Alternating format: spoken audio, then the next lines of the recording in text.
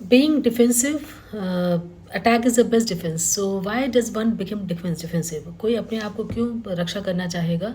Definitely जब उसको किसी की अटैक की या आक्रमण की एक फीलिंग होगी. तो हम किसी रिश्ते में, when we are in a relationship, have you seen somebody being defensive, trying to explain things, trying to counter you, trying to ask you कि आपने ऐसे क्यों बोला, आप ऐसे क्यों सोच रहे हो, आप मैंने ऐसे तो नहीं कहा था. When do we feel all this? When we feel being criticized, when we feel we were right, our feelings are not acknowledged, then we in turn try to counter them. We try to re-question them, and then we try to create a fight or maybe fight or flight situation with them. Communication हमारा affected हो जाता है, रिश्ते भी affected हो जाते हैं. कारण क्या है डिफेंसिव होने का? Why some people are defensive?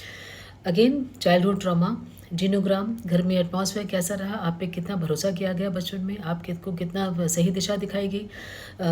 You may be fail to take chances in your life in a way because all the time that fear was of failure was there कि नहीं, इनडिसिसिवनेस आ जाता है, सेल्फ डाउट आ जाता है. तो वो चीज़ें जब हम कॉम्प्लेक्स अंदर से हो जाते हैं, defensive action is a secondary emotion. जब प्राइमरी इमोशंस हमारे फुलफिल नहीं होते, सेकेंडरी इमोशन सेट इन.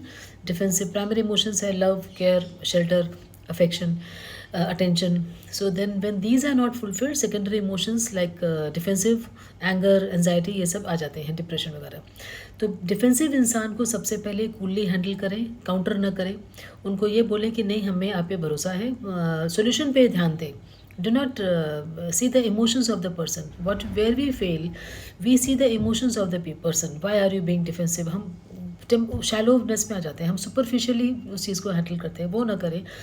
अगर कोई इंसान कंप्लेन कर रहा है, डिफेंसिव है, आपको पता है कि नहीं, मुझे नहीं सुनना, आपने मुझे क्रिटिसाइज़ किया, आप बेकार हो, जो भी है बोले जा रहा है, just don't worry.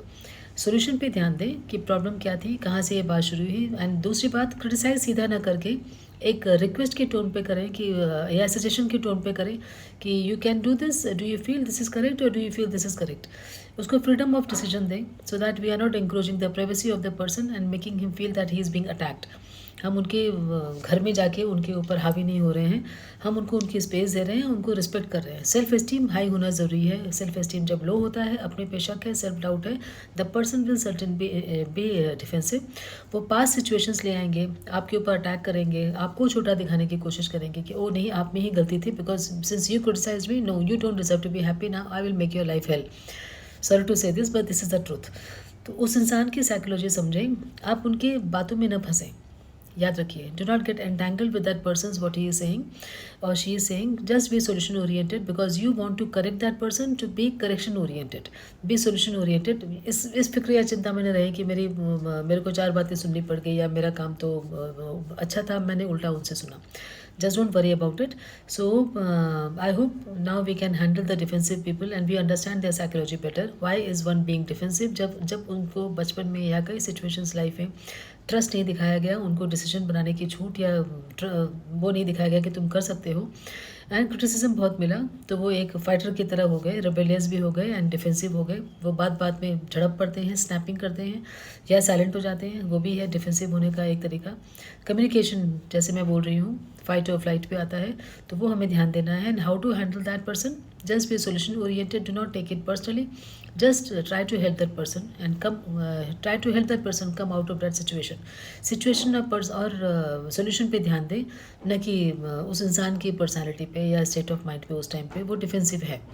Accept that and help that person. So अपने ऊपर न लें, डोंट टेक इट पर्सनली. जय हिंद.